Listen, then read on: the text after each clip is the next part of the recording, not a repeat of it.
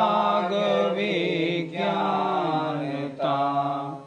शिव स्वरूप शिवकार, नमः त्रियोग संहारिके। पंच परमेष्टि भगवान की जय। श्रावक का आचरण कैसा होता है उसकी कुछ चर्चा हुई थी। 5वीं ढाल में श्रावक को और वैराग्य वृद्धि के लिए निरंतर 12 भावनाओं का चिंतन करना चाहिए और वैराग्य वृद्धि होने पर फिर उनको मुनिव्रत धारण करना चाहिए। मुनिव्रत धारण करने पर मुनियों की चर्या कैसी होती है, उनके 28 मूल गुण कौन से हैं, उनका स्वरूप क्या है, अब 6ठी ढाल में इसकी चर्चा होगी। पहली 4 पंक्तियां जो आपके सामने हैं इनमें अभी 4 महाव्रतों का वर्णन है। पहली 2 पंक्तियों में अहिंसा महाव्रत का, तीसरी पंक्ति में सत्य और अचौर्य महाव्रत का और चौथी पंक्ति में ब्रह्मचर्य महाव्रत का। ध्यान से देखते हैं। सटकाय जीवन हनन ते, सब विधि दरब हिंसा टरी, रागादि भाव निवारते, हिंसा न भावित अवतरी, जिनके नलेश मृषा न मृण मृण हो विनादि योग है, 8 10 सहस विधशील धर, चिद ब्रह्म में नित रमी रहे। षटकाय 6 काय के जीवों की, न हननते उनको न मारने से।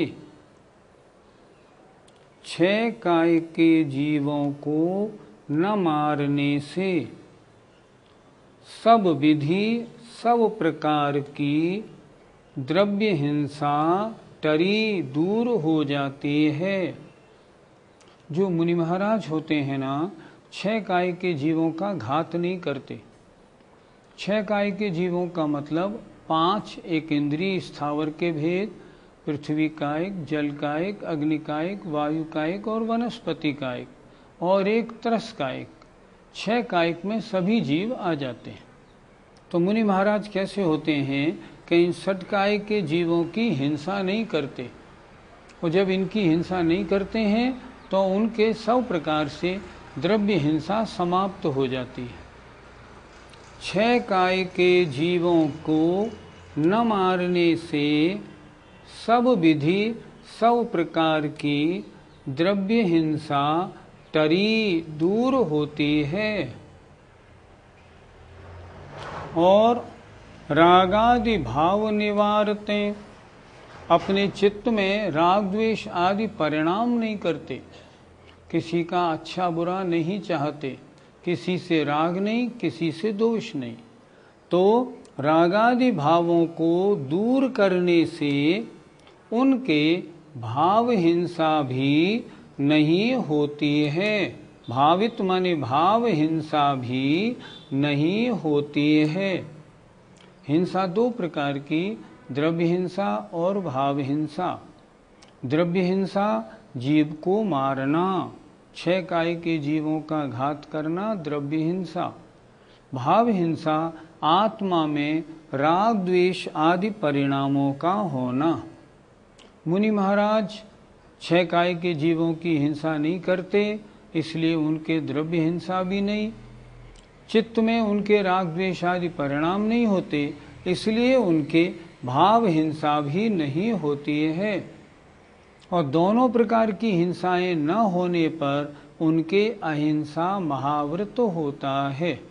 अर्थात हिंसा का मन वचन काय से, कृतकारित अनुमोदना से संपूर्ण प्रकार से त्याग, न द्रव्य हिंसा और न भाव हिंसा। अब दूसरा आया सत्य महाव्रत, जिनके न लेश मृषा। जिनके लेश माने किंचित भी झूठ नहीं होता, जो किसी भी प्रसंग में रंच मात्र भी झूठ नहीं बोलते। झूठ बोलने का भी मन वचन काय कृतकार्यत अनुमोदना से उनके त्याग रहता है, इसलिए उनके होता है सत्य महाव्रत। तीसरा, जल और मिट्टी भी, हु माने भी, जल और मिट्टी भी बिना दिए हुए जो नहीं ग्रहण करते हैं। जल और मिट्टी भी जो बिना दिए हुए ग्रहण नहीं करते, जो कुछ भी नहीं लेते। अगर किसी का पानी है तो भी पूछ के ही लेते। ये हुआ अचौर्य महाव्रत, किसी अन्य की वस्तु लेने का सब प्रकार से त्याग। चौथा, ब्रह्मचर्य महाव्रत। 8-10 माने 18,000 प्रकार का जो शील माने ब्रह्मचर्य है, उसको धारण करके चिद ब्रह्म में अपनी आत्मा में निरंतर रमण करते रहते हैं। 4 महाव्रतों की चर्चा हुई। ब्रह्मचर्य महाव्रत में क्या कहा? 8-10 माने 18, सहस माने 1000, 18,000 प्रकार शील माने ब्रह्मचर्य को धारण करके जो अपनी आत्मा में नित्य ही रमण करते हैं, हमेशा अपनी आत्मा में रमण करते हैं। बहिरंग में 18,000 प्रकार के शील को धारण करते हैं। एक बार फिर देखें, 4 महाव्रतों का वर्णन है। इन 2 पंक्तियों में अहिंसा महाव्रत, यहाँ तक सत्य महाव्रत, ये अचौर्य महाव्रत और ये ब्रह्मचर्य महाव्रत। फिर देख लें एक बार, अहिंसा महाव्रत। 6 काय के जीवों को न मारने से सब प्रकार द्रव्य हिंसा दूर होती है और राग द्वेष आदि परिणामों के दूर करने से जिनके भाव हिंसा भी नहीं होती है। संपूर्ण प्रकार से द्रव्य हिंसा और भाव हिंसा का त्याग। अब सत्य महाव्रत, जिनके किंचित भी झूठ नहीं होता, जो कोई भी प्रसंग आ जाए झूठ बिल्कुल नहीं बोलते, और जल और मिट्टी भी बिना दिए हुए नहीं ग्रहण करते हैं। अचौरी महाव्रत। और 18,000 प्रकार का ब्रह्मचर्य धारण करते हैं और अपनी आत्मा में नित्य माने हमेशा रमण करते रहते हैं। जो अपनी आत्मा में रहते हैं, बाहर नहीं आते और हमेशा ब्रह्मचर्य से सहित रहते हैं। पंडित जी, मुनि महाराज का आचरण कैसा होता है? इस छठी ढाल में मुनि महाराज के आचरण की चर्चा होगी। मुनि महाराज कैसे होते हैं? सम्यक दर्शन, सम्यक ज्ञान और सम्यक चारित्र, ये 3 रत्न कहलाते हैं। इन तीनों को धारण करने वाले होते हैं। मुनि कौन बनते हैं? जिनको मोक्ष प्राप्त करने की इच्छा होती है। तत्वार सूत्र में पहला सूत्र है ना, सम्यक दर्शन ज्ञान चारित्राणि मोक्ष मार्गः। सम्यक दर्शन, सम्यक ज्ञान, सम्यक चारित्र, इन तीनों की एकता मोक्ष मार्ग है। मुनि महाराजों में ये तीनों चीजें होती हैं और वो मोक्ष की ओर अपना निरंतर आगे बढ़ने का कार्य जारी रखते हैं। इसीलिए तो वे मुनि बने ही हैं। इसलिए मुनियों का धर्म सम्यक दर्शन, सम्यक ज्ञान, सम्यक चारित्र रूप होता है। मुनि महाराज के सम्यक दर्शन और सम्यक ज्ञान को हम कैसे समझें? सम्यक दर्शन का मतलब होता है सच्चे देव शास्त्र गुरु, 7 तत्व, 9 पदार्थ, 6 द्रव्यों पर यथार्थ श्रद्धान। देव की अपार श्रद्धा, शास्त्र की अपार श्रद्धा और गुरुओं की अपार भक्ति। और 7 तत्वों पर यथार्थ श्रद्धान अगर है, समझें, ये सम्यक दृष्टि है। सारे जितने मुनियों के मूल गुण हैं, अगर उनमें उनके सम्यक दर्शन सम्यक ज्ञान नहीं है तो फिर चारित्र सम्यक चारित्र नहीं, फिर तो मिथ्या चारित्र कहलाएगा। सबसे पहले ज़रूरत इस बात की है कि मुनि महाराज में सम्यक दर्शन और सम्यक ज्ञान होना चाहिए, उस सहित आचरण है तो मोक्ष मार्गी हैं, अन्यथा नहीं। कुछ मुनिराज नव देवताओं के अलावा अन्य देवी देवताओं के पूजन की बात करते हैं, क्या ये उचित है? आप खुद सोचो, जो सम्यक दृष्टि होता है उसके देव मूर्ता नहीं होती। देव मूर्ता का मतलब जो वीतराग सर्वज्ञ हितोपदेशी है, या आपने 9 देवताओं की बात की। जैन धर्म में 5 परमेष्ठी, जिन वाणी जिन धर्म जिन चैत्य और चैत्यालय, इनके अलावा अन्य कोई पूजनीय है ही नहीं। अब इनके अलावा जो अगर कोई शासन देवी देवताओं की या अन्य देवी देवताओं की पूजाओं की बात करते हैं, उनको हम सम्यक दृष्टि कैसे कह सकते हैं? सोचो, किसी भी आचार्य ने किसी भी शास्त्र में इनकी पूजा, देवी देवताओं की पूजा की कोई चर्चा नहीं की। ये तो निम्न जाति के देव हैं, इनकी पूजा की बात कैसे हो सकती है? जैन धर्म में तो उसकी पूजा करने का विधान है जिसमें 18 दोष ना हो। जो रागी द्वेषी हैं, जो परिवार सहित निवास करते हैं, उनकी हम, जिनके अभी जन्म मरण समाप्त नहीं हुए, उनकी पूजा कैसे की जा सकती है? अगर कोई मुनि 9 देवताओं के अलावा, फिर एक बार ध्यान से सुने, आज सारे हिंदुस्तान में ये बहुत बुरी तरह से फैल रहा है। मैं तो ये कहूँगा, धर्म के नाम पर ये सब कुधर्म, मिथ्या धर्म, मिथ्या दर्शन का प्रचार प्रसार हो रहा है। आप सोचो, अन्य देवी देवताओं की, ये शासन देव देवियां हैं, इनकी पूजा करो, ऐसा विधान जो मुनि महाराज करते हैं, क्या ऐसा कहीं शास्त्रों में लिखा? कहीं प्रमाण मिलता है क्या कि उनने शासन देवी देवताओं की पूजा की? कोई प्रमाण नहीं मिलता। क्या सम्यक दृष्टि इनको करेगा? कभी नहीं करेगा। तो फिर इन बातों का विधान करने वालों का सम्यक तो कैसे हो सकता है? उनका सम्यक तो है ही नहीं। पंडित जी, फिर कुछ लोग कहते हैं कि आचार्य शांति सागर महाराज भी अन्य देवी देवताओं की पूजन करते थे, तो फिर क्या आपत्ति है?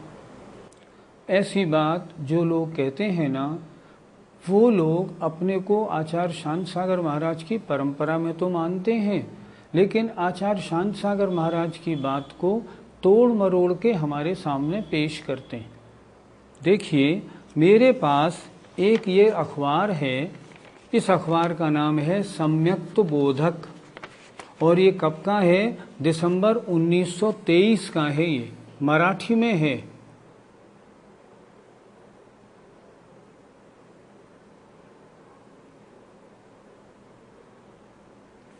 ये सम्यक्त बोधक अखबार है और ये दिसंबर 1923 का अंक है। इसमें उन्होंने क्या लिखा है देखें जरा।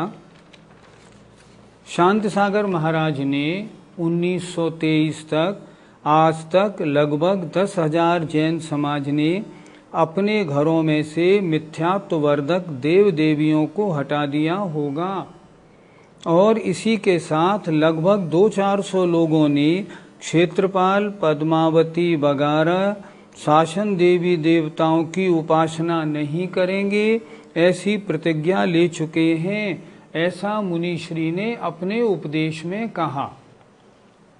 अब मुझे आप खुद समझो, वर्तमान में आचार्य शांत सागर महाराज जी की सारी परंपरा उन्हीं की चलती हुई दिखाई दे रही है। जितनी आरिकाएं हैं उन्हीं परंपरा में हैं, और जो महाराज हैं वो भी मोस्टली उन्हीं परंपरा में हैं। जब आचार्य शांत सागर महाराज क्षेत्रपाल पद्मावती की पूजा का निषेध करते थे, और ये प्रमाण है सम्यक्त वर्धक अखबार, तब ये चर्चा कहाँ से किन्ने कह दी बताएं आप। आजकल कंप्यूटर का ज़माना है, चाहे किसी बात को कहीं जोड़ा और कह दिया, उससे काम नहीं चलता। आप खुद सोचें, क्या जैन धर्म में इन रागी द्वेषी क्षेत्रपाल पद्मावती शासन देवी देवताओं की क्या पूजा करने का विधान हो सकता है? आप सोचो, क्या ये वीतराग है? हमारे यहाँ तो ये चर्चा है कि यदि श्वेतांबरों के मंदिर में भगवान महावीर की मूर्ति हो और वह आभूषणों से अलंकृत हो, क्या आप उसकी वंदना करेंगे? नहीं करेंगे। क्यों नहीं करेंगे? ये तो भगवान महावीर है ना, इसलिए नहीं करेंगे कि ये सराग अवस्था है। जैन धर्म में सराग अवस्था वंदनीय नहीं होती, इसलिए इस अवस्था की वंदना हम नहीं करेंगे। और देखें, जब पंच कल्याणक होते हैं, मूर्ति का गर्भ कल्याणक और जन्म कल्याणक हो गया। मूर्ति किसकी है? भगवान पार्श्वनाथ की। उसका जन्म कल्याणक हो गया, क्या वहाँ उसको हम अर्घ चढ़ाएंगे? नहीं चढ़ाएंगे।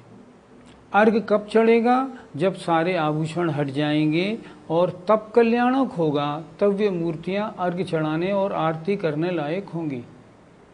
जब इतना रेस्ट्रिक्शन है, जब इतना स्पष्ट उल्लेख है, तब ये शासन देवी देवता जो जिनके पति हैं, जिनकी पत्नी हैं, जो रागी द्वेषी हैं, जन्म मरण से बाधित हैं, भवनत्रिक देवों में आते हैं, निम्न जाति के देवों में आते हैं, उनकी पूजा का प्रकरण कैसे आ सकता है? मैं कहता हूं इनको छोड़ो। इनसे जो देवता बहुत ऊंचे हैं, लौकांतिक सर्वार सिद्धि के देव तो एक भवावतारी हैं, सौधर्म स्वर्ग का इंद्र तो एक भवावतारी है। क्या किसी शास्त्र में इनकी पूजा, इनकी आरती का विधान मिलता है आपको? देखो, आप खुद सोचो, अगर आप लोगों के कहने में आते रहेंगे ना, तो आप लुढ़कने लोटे बने रहेंगे। गंगा गए गंगादास, जमुना गए जमुनादास, कल्याण नहीं हो पाएगा। सच्चे देव शास्त्र गुरु की पहचान में आज यहाँ सच्चे गुरु की चर्चा हो रही है। आप खुद सोचिए, कैसे होगा? शास्त्रों में कहीं भी नहीं लिखा, फिर इनकी वंदना कैसे करें? हमारे आचार्यों ने कहीं भी नहीं लिखा कि जो रागी द्वेषी हैं वे वंदनीय हैं, इसलिए इनकी वंदना का विधान आगम सम्मत नहीं। और जो इनकी वंदना का विधान जो भी मुनि या आर्यिका करते कराते हैं, उनका सम्यक तो सुरक्षित नहीं है। उनको हम सम्यक दृष्टि कैसे कह सकते हैं? आप खुद सोचो। किसी के कहने में मत आओ, मेरे कहने में भी नहीं आओ, अपने दिमाग से तो आप सोचो। ये देवी देवता कैसे पूजनीय हो सकते हैं जब सौधर्म इंद्र, लौकांतिक देव, सर्वार सिद्धि के देव पूजनीय नहीं हैं? तो ये तो निम्न देव हैं, भवनत्रिक, जो पैदाइशी मिथ्या दृष्टि होते हैं। तो जो पैदाइशी मिथ्या दृष्टि हैं, इनकी वंदना का कैसे विधान हो सकता है? पंडित जी, हमारे गांव में एक मुनिराज जी नवग्रह अरिष्ट निवारक विधान करवा रहे हैं। उनका यह विधान करवाना सही है या गलत? सबसे पहले हम ये विचारें, ये नवग्रह क्या होता है? क्या ये नवग्रह हमारे ऊपर संकट करने में समर्थ हैं क्या? हमको सुख दुख हमारे कर्मों के उदय से मिलेगा, या ये नवग्रह जो बेचारे ऊपर आकाश में चक्कर काटा करते हैं, क्या ये हमको सुखी दुखी कर सकते हैं? नहीं कर सकते, कभी नहीं कर सकते। इनकी चाल के द्वारा हमारे आगामी काल में क्या घटना घटेगी, उसका एक निमित्त के हिसाब से ज्ञान तो किया जा सकता है। लेकिन ये जो ग्रह हैं, 9 ग्रह, ये 9 ग्रह तो हमारा कोई अनिष्ट कर ही नहीं सकते। आचार्यों ने स्पष्ट लिखा है, शास्त्रों में कोई विधान नहीं मिलता, शास्त्रों में कोई आदेश नहीं है कि नवग्रह अरिष्ट निवारक विधान कराओ। ये नवग्रह आचार्यों ने क्या लिखा? सूर्य प्रतीन्द्र है, चंद्रमा इंद्र है, और ग्रह नक्षत्र उसके परिवारी हैं। इन नवग्रह में उन्होंने सूर्य को भी ग्रह बना दिया, चंद्रमा को भी ग्रह बना दिया। ये नवग्रह विधान जैन धर्म सम्मति नहीं है। आप अच्छी तरह सोचना, अन्य के द्वारा हमें सुखी दुखी नहीं किया जा सकता, हम सुखी दुखी अपने कारण होते हैं। तो जब ये नवग्रह हमें अनिष्ट करने वाले नहीं हैं, तब इनका जो विधान कराते हैं और भोले लोगों को गुमराह करते हैं, क्या उन्हें हम सम्यक दृष्टि कह सकते हैं? नहीं, बिल्कुल नहीं। उनका सम्यक तो बिल्कुल सुरक्षित नहीं है। ये धारणा ही गलत है। पंडित जी, मुनिराजों के द्वारा नवरात्रि में विशेष विधान कराना क्या आगम सम्मत है? बिल्कुल आगम सम्मत नहीं। बड़ी हंसी आती है। ये चीज़ें 8-10 साल पहले कोई थी नहीं जैन समाज में। 8-10 साल के अंदर अंदर न मालूम कितनी चीज़ों ने प्रवेश कर लिया। मैं तो कहूँगा मिथ्यात्व का घोर अंधकार छा गया है। नवरात्रि का विधान किसी शास्त्र में नहीं। कुछ लोग कहते हैं भरतेश वैभव में ऐसे लिखा, भरतेश वैभव आगम नहीं, भरतेश वैभव के रत्नाकर वर्णी वो जैनी नहीं। आप देखो तो सही, उन्होंने खुद लिखा है, मैंने इस ग्रंथ को बड़ा मनोरंजक बनाने का प्रयास किया है, वह प्रथमान योग का ग्रंथ ही नहीं भरतेश वैभव। मैंने इस पे एक लेख लिखा था कि इसके कितने बिंदु गलत हैं, और भरतेश वैभव में नवरात्रि का उल्लेख नहीं। आज से 5-7 साल पहले नवरात्रि का कहीं कोई विशेष प्रोग्राम नहीं होता था। नवरात्रि ये तो वैदिक संप्रदाय वालों की है। नवरात्रि के दिनों में वैदिक संप्रदाय वाले अपनी 9 देवियों की आराधना करते हैं। हमारे यहाँ कोई वर्णन नहीं, आराधना का कोई प्रसंग किसी भी शास्त्र में नहीं मिलता। अगर कोई ऐसा कराते हैं उनका हम सम्यक दृष्टि नहीं कह सकते। तो इसका मतलब काल सर्प योग, शनि अमावस्या जो वर्तमान लोग मानने लगे हैं, ये सब व्यर्थ है? व्यर्थ नहीं तो क्या आगम सम्मत है? काल सर्प योग आज से 10 साल पहले सुनने में ही नहीं आता था। किसी भी जैन शास्त्र में काल सर्प योग का कोई विधान नहीं मिलता। ये हमारी परंपरा नहीं। और ये शनि अमावस्या अभी शुरू हो गई 4-5 साल से। शनि अमावस्या का जैन शास्त्रों में कोई विधान नहीं। इसलिए अगर कोई इनकी चर्चा करते हैं तो समझना वो आगम विरुद्ध हैं, उनका सम्यक तो सुरक्षित नहीं। ऐसे मुनि महाराजों के पास अगर हम जाते हैं ना तो हमारा भी सम्यक तो दूषित। ये तो मिथ्यात्व का प्रचार प्रसार हो रहा है। इन सब चीज़ों से हमको दूर रहना चाहिए। इन झगड़ों में पड़ने का कुछ काम नहीं। पंडित जी, क्या मुनियों के द्वारा अपनी जन्म जयंती मनाना सही है? कैसे सही है? वो नाम नहीं रहा, नाम बदल गया।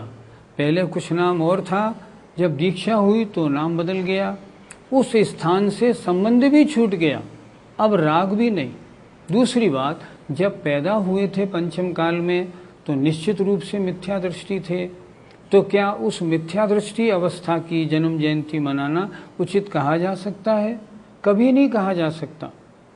अभी आगरे में आचार्य विशुद्ध सागर महाराज जी का चातुर्मास हुआ था और उन्होंने स्पष्ट कहा था, जो आचार्य या जो मुनि अपनी जन्म जयंती मनाता है वह मुनि नहीं है। स्पष्ट उन्होंने कहा। तो स्पष्ट बात है, जन्म जयंती मनाना बिल्कुल उचित नहीं। आजकल कितनी क्रियाएं गड़बड़ हो गई, उन सब पर हमको विचार करना है। पहले हमें ये देखना है ये मुनि हैं तो इनमें सम्यक दर्शन है या नहीं। अगर इनमें सम्यक दर्शन नहीं तो उन्हें हम मुनि महाराज कैसे माने, फिर उनकी हम आराधना कैसे करें, फिर उनकी हम पूजा और उनकी सब कुछ मतलब आहार विधि सब उसकी कैसे करेंगे? हम नहीं कर सकते। आजकल हम लोग इनके कहने में आ गए, कैसे करें? बहुत सारे मुनि महाराज और उनके साथ में बहुत सारी आर्यिकाएं और बहुत सारे विद्वान सब इनके प्रचार प्रसार में लग गए हैं। इससे क्या है, सामान्य जनता बेचारी भूली, वो भटक जाती है। इस पाठशाला के प्रोग्राम में जिस हिसाब सब लोग देख रहे हैं, हम अच्छी तरह कहना चाहेंगे, आप इन सब झगड़ों से बिल्कुल दूर हो जाइए। जो मुनि महाराज ये काम कराते हैं ना, उन मुनि महाराज का सम्यक तो सुरक्षित नहीं। उन मुनियों को हम सच्चा मुनि कैसे कहेंगे? आप सोचो, सच्चे मुनि की कोटि में नहीं आते। जिनका सम्यक दर्शन ही नहीं, जो आगम विरुद्ध काम करा रहे हैं, आगम विरुद्ध उपदेश दे रहे हैं, देवी देवताओं की पूजा करो और शनि अमावस्या को मानो और नवग्रह अर्श निवारक विधान कराओ और तरह तरह की चर्चाएं कर रहे हैं, उनका सम्यक तो कहाँ। और जब सम्यक दर्शन नहीं तो सम्यक ज्ञान नहीं, सम्यक ज्ञान नहीं सम्यक चारित्र नहीं। यहाँ तो रत्नत्रय पूज्य है, रत्नत्रय नहीं तो पूजा कैसी। हम मानते हैं अंतरंग के रत्नत्रय को हम देख नहीं सकते, लेकिन बहिरंग में उनका आचरण तो देख सकते हैं। जब उनका बहिरंग का आचरण ही मिथ्या दृष्टियों जैसा हो रहा है, तब उन्हें हम मुनि महाराज कैसे कह दें। बहुत सोचने की बात है। इसलिए मेरा आप सबसे निवेदन है, आप सब लोग जगें, आप सब लोग सावधानी से सुने। इतने काम कराने वाले जो मुनि महाराज हैं, वास्तव में इन मुनि महाराज का गुणस्थान छठा सातवां नहीं, ये निर्ग्रंथ सच्चे मुनि की कोटि में नहीं आते। इसलिए हमें इनसे बहुत सावधान रहना चाहिए। इस पर्याय में अपने सम्यक्त की चिंता करनी है, इस मेले झमेले की चिंता नहीं करनी। अभी तो मुनि महाराज के सम्यक्त के बारे में बहुत सारी चर्चाएं हमें करनी हैं। आज पाठशाला का समय हो गया, अगली पाठशाला में हम फिर करेंगे। ये एपिसोड देखना मत भूलिए, जीवन के लिए बहुत उपयोगी है। क्यों? इससे आपके सम्यक्त को पुष्टि मिलेगी, मिथ्यात्व का निरासन होगा। हमें आशा है आप और लोगों से भी कहेंगे कि इन दिनों जो आ रहे हैं ये प्रोग्राम जरूर देखें। जय जिनेंद्र।